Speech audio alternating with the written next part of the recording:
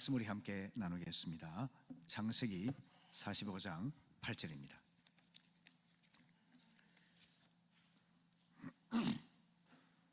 우리 함께 읽겠습니다. 시작. 그런즉 나를 이리로 보낸 이는 당신들이 아니요 하나님이시라. 하나님이 나를 바로에게 아버지로 삼으시고 그 온 집의 주로 삼으시며 애굽 온 땅의 통치자로 삼으셨나이다. 아멘. 아멘. 네, 오늘 설교는 저의 65년 인생, 또 48년간의 믿음 생활, 그리고 25년에 걸친 우리 교회에서의 목회 삶을 되돌아보면서 드리는 저의 신앙 고백적인 메시지가 되겠습니다. 오늘 본문인 45장의 배경은 기근이라는 사건이 있습니다. 애굽을 비롯해서 온 땅에 기근이 덮쳤습니다. 모든 사람이 생존의 위기에 내몰리게 된 것이죠. 그런데 하나님께서는 기근을 통하여 요셉이 20년간 헤어졌던 그의 형제들을 다시 만나게 하셨습니다.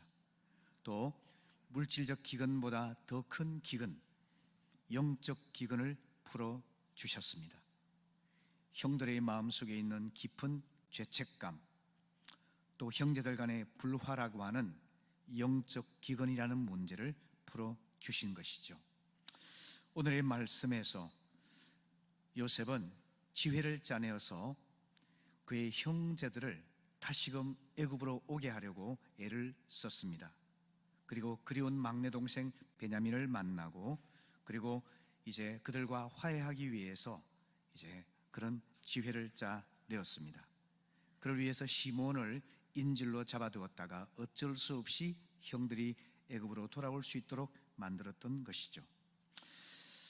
그로 인해서 가족을 기근으로부터 구원해주고 막내 베냐민을 다시 만나는 행복한 이야기를 담고 있는 본문인데요.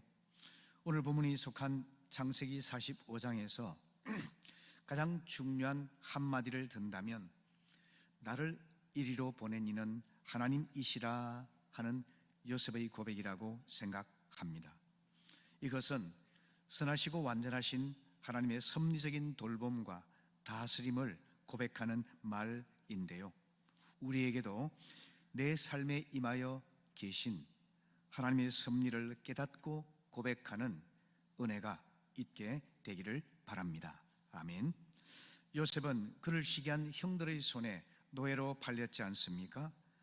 하지만 요셉은 자신이 아버지의 집을 떠나서 20년간이나 애굽에서 고아처럼 지내게 된 것을 형들의 탓이라고 원망하지 않습니다.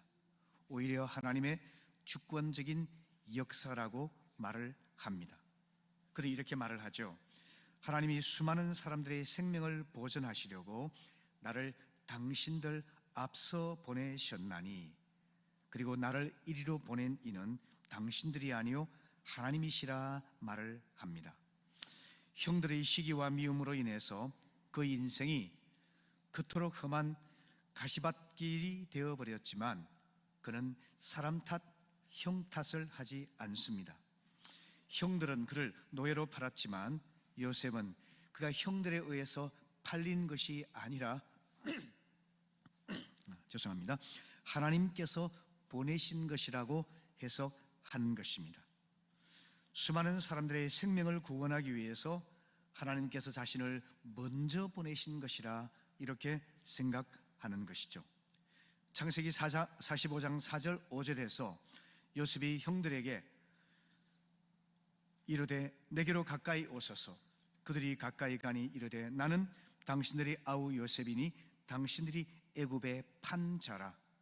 당신들이 나를 이곳에 팔았다고 해서 근심하지 마소서. 한탄하지 마소서. 하나님의 생명을 구원하시려고 나를 당신들보다 먼저 보내셨나이다. 이렇게 말하지 않습니까? 그는 자신의 삶에서 일어난 모든 사건을 선하시고 전능하신 하나님께서 주관하고 계신다는 섭리의 관점에서 살펴보고 있습니다. 그리고 그런 관점에서 자기의 삶과 인생을 해석하고 있는 것입니다. 이처럼 인생을 바라보는 관점에 따라서 내가 노예로 팔린 불행한 인생인가, 아니면 하나님께서 다른 사람의 구원을 보내신 구원자의 인생인가, 우리가 관점에 따라서 인생을 보는 태도가 달라질 수가 있겠죠. 여러분, 행복한 인생을 살아가는 열쇠는 다름 아니라 자신의 인생을 하나님의 구원 역사의 과정으로 바라보는 그런 해석의 능력입니다. 이것을 구속사적 해석이라 표현할 수도 있겠는데요. 하나님께서 내 삶을 주관하시고 하나님께서 내 삶을 인도하고 계신다는 하나님 중심의 인생을 해석할 수 있는 눈이 열리게 된다면 우리 인생은 어떤 시련과 고난 속에서도 소망을 품고 감사하고 또 우리는 행복하게 살아갈 수 있게 되는 것입니다.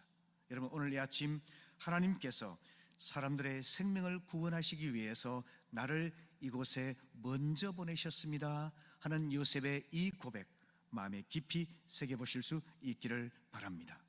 본문 7절 8절에서 말한 대로 하나님께서 큰 구원으로 당신들의 생명을 보존하고 또 당신들의 후손을 세상에 두시기 위해서 나를 당신들보다 먼저 이 애굽 땅에 보내셨습니다. 그렇기 때문에 나를 이곳에 보낸 이는 나를 판 당신들이 아니라 나를 구원의 도구로 쓰시기 위해서 계획하신 하나님이십니다. 이렇게 말하는 것입니다. 사람이 아니라 하나님께서 우리 인생에서 일어난 사건의 주체가 되어야 합니다. 우리가 사람 때문에 행운을 만나거나 사람 때문에 고난을 겪는 경우도 있죠. 하지만 그 모든 과정 속에서 보이지 않는 하나님의 손길이 숨어 있음을 알아야만 한다는 것입니다.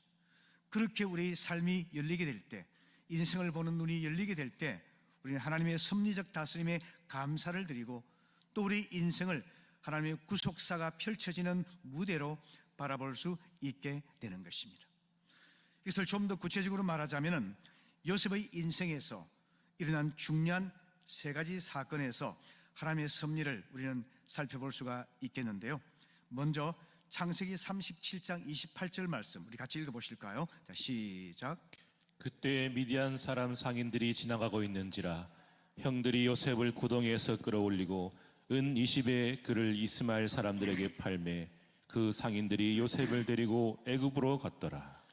자, 요셉을 미워하고 시기했던 형들이 그를 구덩이에 던져 넣어 죽이려고 했다가 마음을 돌이켜서 미디안 상인들에게 그를 노예로 팔았었죠.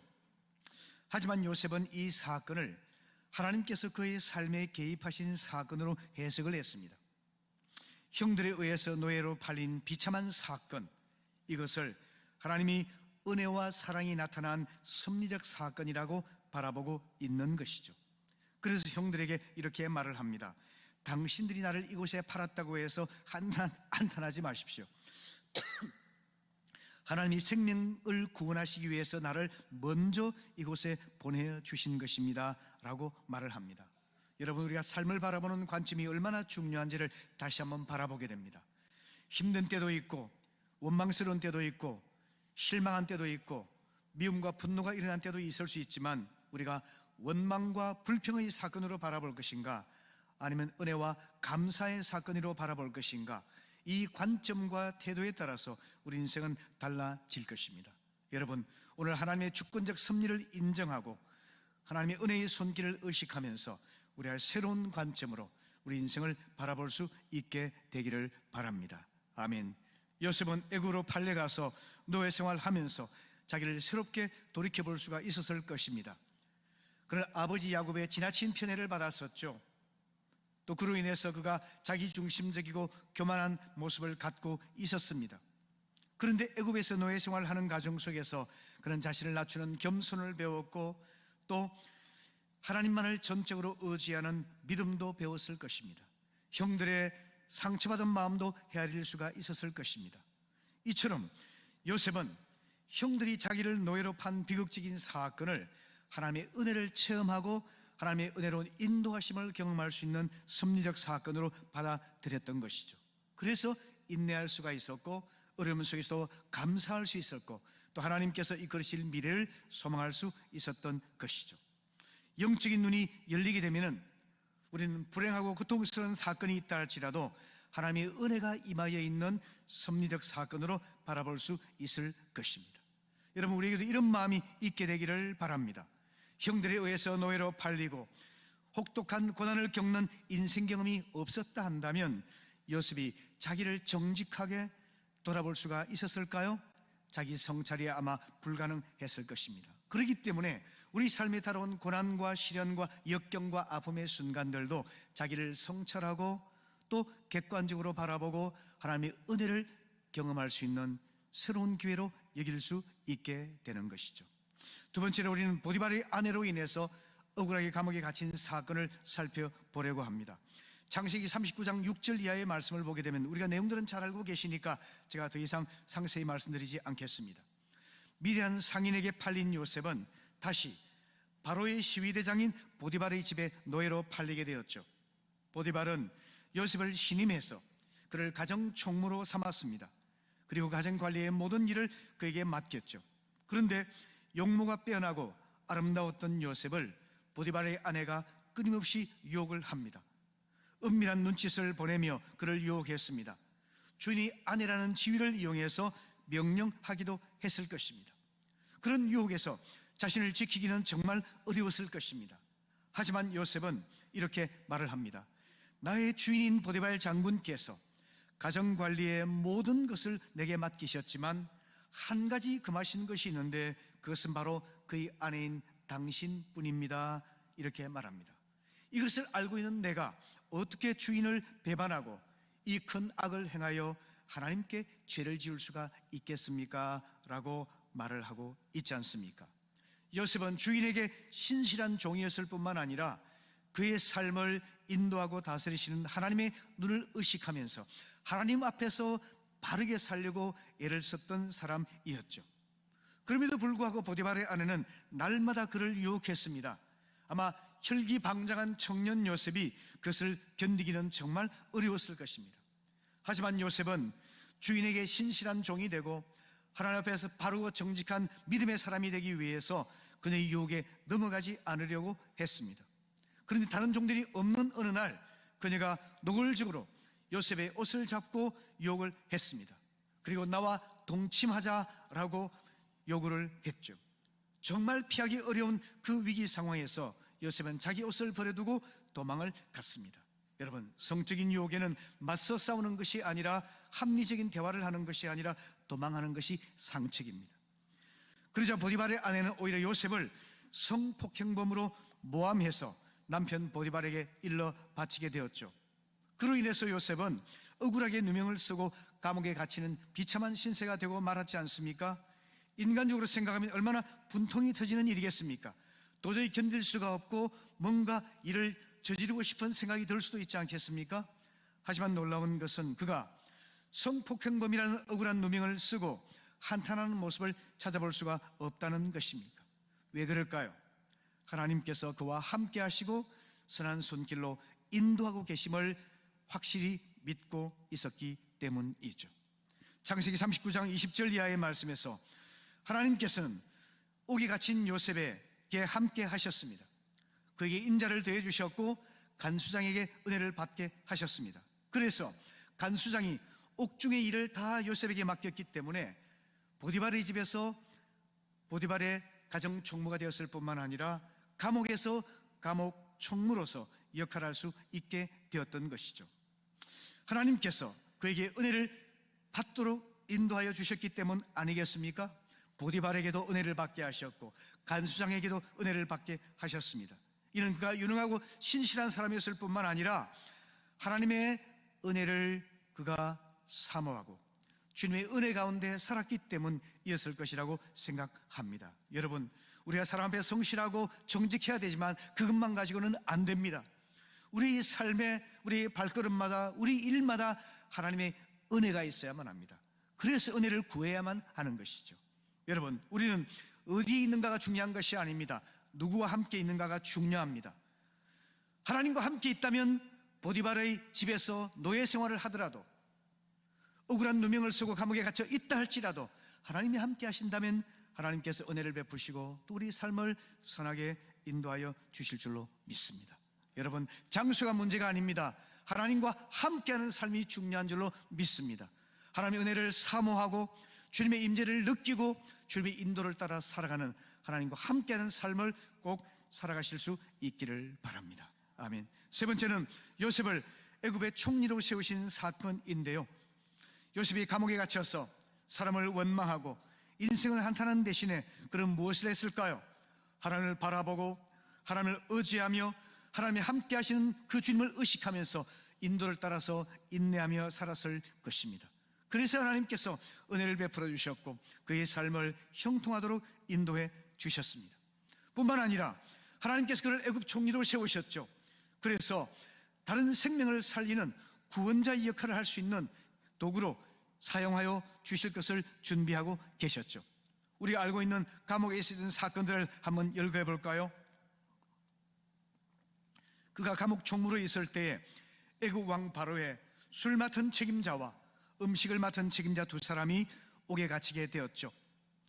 주의대장의 명령으로 요셉은 이들 두 사람을 섬기는 역할을 하게 되었습니다.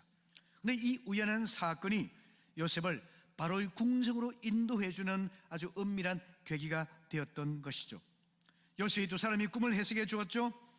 요셉의 해몽대로 술 책임자는 복직이 되어서 바로 앞에 섬기게 되었죠. 하지만 그가 요셉의 도움을 받은 사실을 잊어버리고 있었습니다. 그러다가 애굽 왕 바로가 이상한 꿈을 꾸고서 그 뜻을 알지 못하여 번민하고 있을 때에 술 책임자가 생각을 하고서 감옥에서 경험했던 일을 전달했습니다. 그래서 이제 요셉이 바로의 앞에 나와서 꿈을 해몽해 주게 되었죠. 그 결과로 인해서 요셉은 이제 놀라운 지위를 갖고 엄청난 영향을 발휘하는 구원자의 역할을 감당할 수 있게 되었었죠. 이래서 창세기 41장 16절 이하의 말씀을 보게 되면 요셉의 역할을 잘 보여주고 있는데요, 우리 함께 읽어보실까요? 자, 시작. 요셉이 바로에게 대답하여 이르되 내가 아리나 하나님께서 바로에게 편안한 대답을 하시리이다. 바로가 그의 신하들에게 이르되 이와 같이 하나님의 영에 감동된 사람을 우리가 어찌 찾을 수 있으리요 하고 요셉에게 이르되 하나님이 모든 것을 내게 보이셨으니 너와 같이 명철하고 지혜 있는 자가 없도다. 너는 내 집을 다스리라. 내 백성이 다 내 명령에 복종하리니 내가 너보다 높은 것은 내 왕자뿐이니라. 바로가 그에게 애굽 전국을 총리로 다스리게 하였더라. 아멘. 요셉은 바로의 꿈을 해석해 줬을 뿐만 아니라 온 천하에 닥칠 흉년의 때에 어떻게 대비하고 헤쳐나갈 것인지 구체적인 방법까지 제시해 주었습니다. 그래서 바로는 청년 요셉을 보면서 마치 진흙 속에 묻혀있던 진주를 발견한 것처럼 크게 기뻐했습니다. 그리고 이 사람처럼 하나님의 영에 감동된 사람을 또 어디서 찾을 수 있겠는가라고 하면서 그를 약관 30세 요셉을, 노예 청년 요셉을 애굽의 총리로 삼아서 나라를 다스리게 했죠. 그의 노예 인생이 총리 인생으로 역전되는 영광의 순간에 찾아왔죠. 그때 요셉이 바로에게 뭐라고 말했을까요? 25절 말씀 보시게 되면 하나님께서 그가 하실 일을 바로에게 보이신 것입니다 라고 말합니다. 그리고 28절에서 하나님이 그가 하실 일을 바로에게 보이신 것이 바로 이것입니다 라고 말합니다. 32절에서는 하나님이 이 일을 정하셨다라고 말을 합니다. 그러니까 신비한 꿈을 주신 분도 하나님이시고 그 꿈을 해석하게 하신 분도 나 자신의 지혜가 아니라 하나님께서 알려주신 것이라고 겸손히 고백하고 있는 것이죠. 이것은 무엇을 말하고 있을까요? 그가 하나님의 영의 인도를 따라서 하나님과 함께하며 하나님의 인도를 따라 살아가는 하나님 중심의 사람이었음을 보여주고 있는 것이죠. 나아가서 요셉은 형들과 대화를 하면서 바로가 자기를 애굽 총리로 세운 것은 전적으로 하나님께서 하신 일이며 우리 가족을 구원할 뿐만 아니라 애굽 백성들뿐만 아니라 모든 생명을 구원하시고자 하는 하나님의 구속의 뜻을 이루기 위해서 나를 택하시고 이곳에 보내주셨다라고 고백을 하고 있습니다. 함께 읽었던 그 본문의 말씀이죠. 다시 한번 제가 읽어드리겠습니다. 45장 7절 8절 말씀에서 하나님이 큰 구원으로 당신의 생명을 보존하고 당신들의 후손을 세상에 두시려고 나를 당신들보다 먼저 보내셨습니다. 그런즉 나를 이리로 보낸 이는 당신들이 아니요 하나님이시라. 하나님이 나를 바로에게 아버지로 삼으시고 그 온 집의 주로 삼으시며 애굽 온 땅의 통치자로 삼으셨나이다 라고 말을 하고 있죠.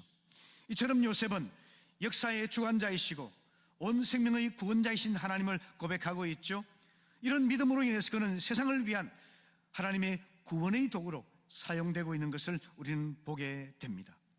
요셉의 나이가 더 들었습니다. 그의 믿음도 더 성숙해졌습니다. 임종 때가 이제 다가왔습니다. 그는 이렇게 말을 하죠. 사람들을 향해서 나의 해골을 메고 하나님께서 아브라함이 약속하신 땅으로 올라가라고 유언을 남깁니다. 창세기 50장 24절 25절 말씀이죠. 이 말씀의 의미는 뭘까요? 그가 성공했고 부여를 누리고 영광을 누리는 이 애굽 땅이 영원히 살 곳이 아니라는 것을 그는 알았던 거죠. 왜냐하면 하나님께서 아브라함과 이삭과 야곱에게 주셨던 땅, 약속의 땅 가나안으로 가는 것이 바로 우리의 순례의 목적인 것을 알았기 때문에, 여러분, 내 해골을 메고 그 땅으로 올라가겠다 약속하라 하는 이 말은 그가 애굽 땅에 영원히 살지 아니하고 약속의 땅 가나안을 향해서 나아가는 순례자의 꿈을 잃지 않았던 것을 보여주고 있는 것이죠. 이에 대해서 히브리 11장 22절은 이렇게 말하고 있습니다. 믿음으로 요셉은 임종시에 이스라엘 자손이 떠날 것을 말하고 또 자기 뼈를 위하여 명하였으며 라고 말을 해주고 있죠. 요셉은 그가 성공했고 존경받았고 부유하게 살았던 그 애굽 땅을 오히려 떠나라고 말하고 있죠. 왜일까요? 바로 십자가를 통해서 인류 구원을 이루려는 주님의 놀라운 구속 사건을 예표하는 출애굽 사건을 미리 말하여 준 예언자적인 사명을 감당하고 있기 때문이죠. 하나님은 요셉에게 인류 구원의 사역을 예언하는 소명을 맡기셨습니다. 하나님의 영으로 인도를 받고 하나님과 동행하였으며 영원한 구속의 진리를 알고 하나님께 감사하면서 그 메시지를 예언적으로 선포하는 그 사명을 능히 감당할 수가 있었던 것이죠. 우리가 읽었던 이 본문 8절을 보게 되면요, 세번역은 이렇게 기록하고 있습니다. 그러므로 실제로 나를 이리로 보내는 것은 형님들이 아니라 하나님이십니다. 하나님이 나를 이리로 보내셔서 바로의 아버지가 되게 하시고 바로의 온 집안의 최고의 어른이 되게 하시고 이집트 온 땅의 통치자로 세우셨습니다 라고 말하고 있어요. 실제로 이 단어가 무슨 의미일까요? 사람이 노예로 팔고 사람이 나를 감옥에 넣고 사람이 나를 애굽의 총리로 세우고 한 것 같지만, 그러나 실제로는 사람이 아니라 하나님이 모든 것을 하셨다는 것입니다. 하나님의 선하신 손길이 우리의 모든 사건과 우리의 생각과 계획과 행동과 선택 이면에 충만하게 나타나 있다고 하는 것을 말씀하고 있는 것입니다. 여러분, 실제로 우리 삶을 인도하시는 분이 하나님이심을 믿으시기를 바랍니다. 우리 삶에 하나님의 섭리가 작용하고 있습니다. 하나님의 선하신 손길이 우리를 인도하고 있습니다. 하나님이 함께 하시기 때문에 우리 삶에는 결코 불행과 패배와 실패가 있을 수가 없는 것입니다. 어떤 경우에도 절대 긍정, 절대 소망, 절대 감사, 절대 하나님의 사랑에 보답하는 그런 삶이 우리에게 펼쳐져야 될 줄로 믿습니다. 아멘. 그 섭리를 믿고 따랐던 요셉의 삶의 결과가 무엇이었을까요? 그는 형들을 용서하고 형들과 화해하고 자신과 형들의 마음속에 있는 그 죄의 문제를 치유받고 자신과 가정과 모든 사람들을 위한 구원의 길을 여는 아름다운 도구로 쓰임받을 수가 있었죠. 여러분, 하나님은 우리의 생각과 계획과 행위와 선택을 선용하셔서 당신의 뜻을 이루어 가시는 주권적인 하나님이십니다. 당신의 거룩한 목적을 이루기 위해서 인간의 악한 의도조차도 선용하십니다. 연약한 인간의 실수조차 선용하십니다. 마귀의 유혹에 넘어가서 우리가 죄를 범했다 할지라도 그것조차도 하나님께서 치유하셔서 선하신 뜻을 이루어 가시는 분이신 것입니다. 그래서 우리 모든 삶은 결코 우연적인 인생이 될 수가 없습니다. 사람의 손에 좌우되는 것도 아닙니다. 악한 마귀의 손에 억압되어 있는 것도 아닙니다. 우리의 삶은 선하시고 전능하신 하나님께서 다스리고 인도하고 계신 섭리의 시간인 것입니다. 요셉이 나를 이리로 보내신 이는 하나님이시라 섭리의 신앙을 고백했을 때 놀라운 화해가 일어났습니다. 용서가 일어났습니다. 치유가 일어났습니다. 그리고 수많은 생명들을 구원하는 구원의 도구로 쓰임받는 놀라운 복을 누리게 되었죠. 한번 보십시오. 창세기 45장 2절을 보시게 되면요, 요셉이 큰 소리로 울어서 온 애굽 사람에게 다 들렸다 그랬습니다. 그것은 무슨 뜻일까요? 형들을 제외해서 만난 그 기쁨의 눈물을 감추지 못하고 터뜨린 것이죠. 그리고 무엇보다도 그가 자기를 미워하고 죽이려 했던 형들과 포옹을 하고 목을 끌어안고서 눈물을 터뜨리는 장면을 보여주는데요, 창세기 45장 14절 15절 말씀 같이 읽어보실까요? 시작. 자기 아우 베냐민의 목을 안고 우니 베냐민도 요셉의 목을 안고 우니라. 요셉이 또 형들과 입맞추며 안고 우니 형들이 그제야 요셉과 말하니라. 꿈에서도 잊지 못하던 친동생 막내 동생 베냐민을 보고 그를 끌어안고 울었습니다. 뿐만 아니라 그를 팔았고 미워했고 그를 이렇게 비참한 인생을 살게 만들었던 형들을 향해서 미워하고 보복하는 것이 아니라 형들을 용서하고 그들과 화해하고 진정한 형제를 나눌 수 있는 기회로 삼고서 눈물을 흘리며 포옹하는 장면을 보게 됩니다. 여러분, 이것이 놀라운 일 아니겠습니까? 이런 일을 행할 수 있었던 것은 그의 위대한 신앙인격이죠. 그런데 여러분, 그 신앙인격이 어디서 나왔을까요? 나를 이리로 보낸 분은 하나님이시라고 하는 섭리적인 신앙에서 그런 신앙인격이 흘러나오게 되어 있는 것입니다. 오늘 우리가 이런 섭리신앙에 따라서 우리의 삶을 구속사적인 관점으로 해석할 수 있게 되기를 바랍니다. 그래서 고난과 질곡의 삶도 긍정하고 소망으로 인내할 수 있기를 바랍니다. 그리고 나를 어렵게 하고 나를 불편하게 만들고 나를 불행하게 만들고 비참하게 만들고 상처를 줬고 힘들게 했던 사람들조차도 진정한 용서와 화해와 치유와 회복의 과정을 함께 경험해서 하나님의 선하신 뜻이 우리를 통해 이루어질 수 있도록 나아갈 수 있게 되기를 바랍니다. 제가 이런 말씀을 드리는 이유는 65년의 인생을 돌아보면서, 길지 않습니다만 65년의 인생을 돌아보고 저도 많은 삶의 경험들이 있었죠. 또 48년의 믿음 생활을 돌아보면서 우리 교회에서 25년 목회를 돌아보면서 여러분들에게 고백하고 싶은 저의 신앙의 고백입니다. 나를 이리로 보내신 분이 하나님이시라 저는 고백을 합니다. 우리 모두에게 이런 고백이 있어서 우리 모든 상처와 아픔들과 얽매였던 것, 억압되었던 것들, 그 모든 것들이 풀어 헤쳐지고 하나님의 선한 뜻이 우리 가운데 나타나는, 그래서 교회가 화평하고 행복하고 하나님 원하시는 선한 열매가 주렁주렁 맺히고 하나님 뜻에 온전히 쓰임받는 교회가 될 수 있기를 바랍니다. 아멘. 말씀을 마무리하면서 하나 이야기를 들려드리려고 하는데요, 이티 할아버지로 알려져 있는 최규철 선생님의 이야기인데요, 이분은 화상으로 손이 오리발처럼 붙어버렸습니다. 얼굴은 완전히 일그러졌습니다. 귀는 다 녹아내려버리고 말았습니다. 사람의 얼굴이라기보다는 공포영화성에 나오는 흉측한 괴물과 같은 존재로 보이죠. 그래서 철없는 아이들은 그를 이티 할아버지라고 부르기도 했습니다. 그래서 그는 이렇게 대답을 했죠. 이티, 이미 다 버린 사람. 이렇게 답을 하기도 했습니다. 이분은 함흥에서 목사의 아들로 태어났습니다. 아버지의 영향을 받아서 농촌을 위해 평생을 바치겠노라 다짐을 했습니다. 한국 전쟁 후에 월남에서 수의학을 공부하고 농촌 계몽가가 되었습니다. 그런데 1968년에 농촌 봉사를 위해서 차를 타고 가다가 차가 전복되고 말았습니다.